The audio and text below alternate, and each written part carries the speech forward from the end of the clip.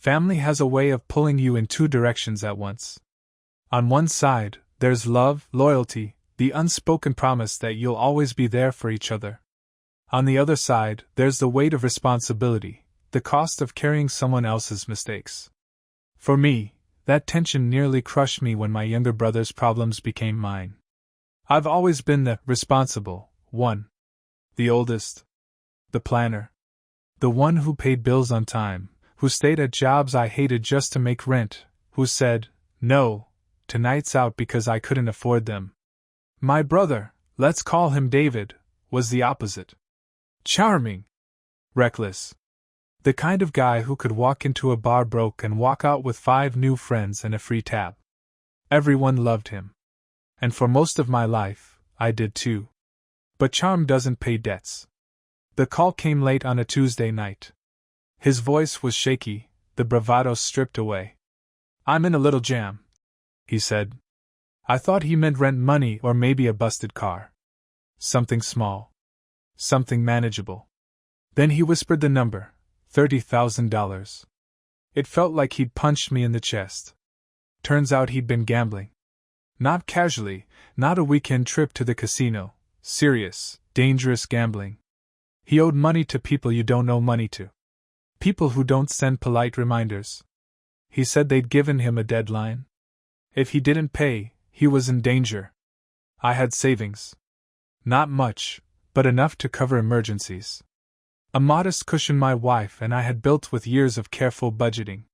Without thinking too hard, I emptied it. Then I took out a personal loan. Cashed part of my retirement account. I told myself it was temporary, that he'd straighten out and pay me back.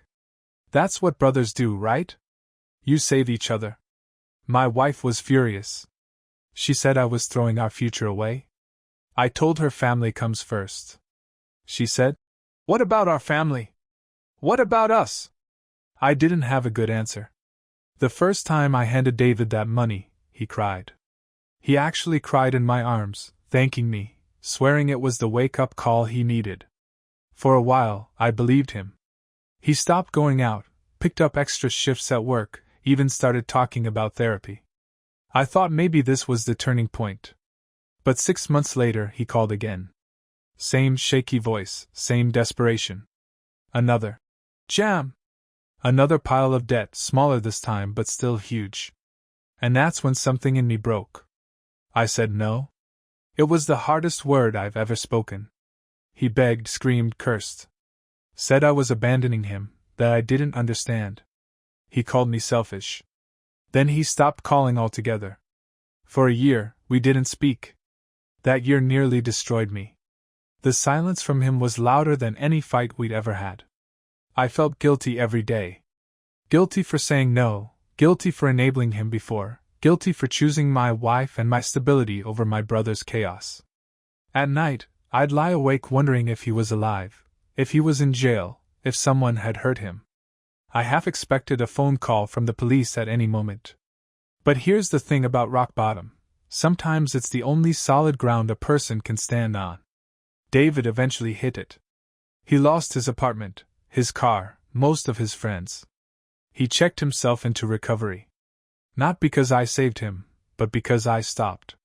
He cut off the gambling, joined a support group, and slowly started piecing his life back together. The first time we saw each other again was at our mother's house for Thanksgiving. He looked thinner, older, humbled in a way I'd never seen. He hugged me and whispered, I hated you for a long time. But you were right. I nearly cried into the mashed potatoes. 2 weeks ago, he handed me an envelope.